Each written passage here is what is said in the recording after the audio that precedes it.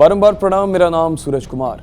Badaun Lok Sabha seat से शिवपाल यादव नहीं बल्कि उनके बेटे आदित्य यादव चुनाव लड़ेंगे। कल सपा जिला अध्यक्ष आशीष यादव ने आदित्य के नाम से नामांकन फॉर्म खरीद लिया है।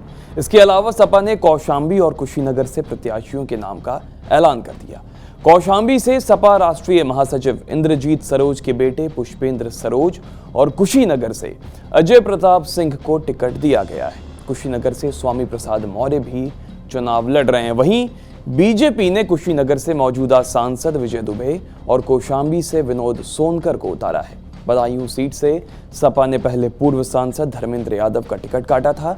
शिवपाल यादव को फिर चुनाव मैदान में उतारा था और अब शिवपाल का टिकट कटा और उनके बेटे को टिकट मिल गया।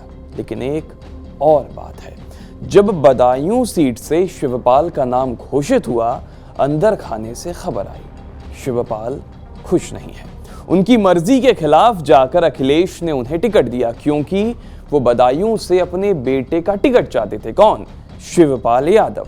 इस बात का खंडन शिवपाल ने कभी किया तो नहीं, लेकिन टिकट मिलने के 24 दिन बाद जब शिवपाल बदायूं आए तो उन्होंने मीडिया से कहना शुरू कर दिया कि वो लोकसभा चुनाव लड़ना नहीं चाहते थे, बल्कि उत्तर प्रदेश की कई सीटों पर जाकर समाजवादी पार्टी को मजबूत बनाने में अपनी भूमिका निभाना चाहते थे। लेकिन पार्टी ने उन्हें प्रत्याशी बना दिया। चुनाव प्रचार में शिवपाल यादव के साथ उनके बेटे आदित्य यादव भी तब घूम रहे थे।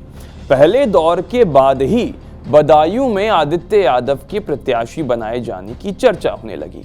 धर्मेंद्र यादव जब चाचा शिवपाल यादव के चुनाव प्रचार के लिए बदायूं आए तो उन्होंने भी मंच से शिवपाल की जगह आदित्य यादव के लिए माहौल बनाना शुरू कर दिया और उस वक्त माहौल बना भी। शिवपाल यादव लगातार मीडिया से यही कहते नजर आते रहे कि प्रत्याशी वो होंगे या उनका बेटा या कोई और, जो भी हो समाजवादी पार्टी मजबूती से चुनाव लड़ेगी। राजनीतिक विश्लेषक तो ये तर्क दे रहे हैं कि चाचा शिवपाल यादव के चुनाव ना लड़ने पर अखिलेश यादव भी हो सकता है चुनाव ना लड़ें, क्योंकि अगर वो लोकसभा चुनाव लड़ते हैं और जीतते हैं तो उन्हें यूपी का नेता प्रतिपक्ष पद त्यागना पड़ेगा, दिल्ली में सक्रिय होना पड़ेगा। और अगर नेता प्रतिपक्ष पद छूटा तो ऐसे में उनकी मजबूरी होगी कि शिवपाल यादव को अपना पद वो सौंपे। ऐसी स्थिति में अगर वो चाचा को चुनते हैं तो चाचा फिर से राजनीति में सक्रिय होंगे और ताकतवर दोनों होते हुए भी दिखाई देंगे। और अगर किसी और को चुनते हैं तो चाचा भतीजे के बीच मनमुटाव वापस शुरू हो जाएगा।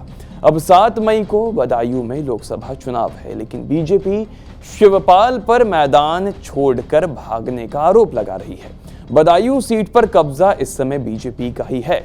स्वामी प्रसाद मौर्य की बेटी संघमित्रा मौर्य यहां से सांसद हैं, लेकिन इस मर्तबा बीजेपी ने उनका टिकट काटकर दुर्विजय सिंह शाक्य को अपना उम्मीदवार बनाया है। सपा का बदायूं सीट पर साल 1996 से ही कब्जा था, लेकिन 2019 में ये प्रथा टूटी और बीजेपी की संघमित्रा मौर्य ने धर्मेंद्र यादव को हराकर जीत दर्ज की। धर्मेंद्र यादव ने बदायूं सीट 2009 और 2014 में जीती थी। इससे पहले इस सीट पर सपा के सलीम शेरवानी लगातार 4 बार सांसद रहे थे, मगर इस बार क्या सपा वापसी कर पाएगी या बीजेपी एक बार फिर उसकी उम्मीदों पर पानी फेरती नजर आएगी?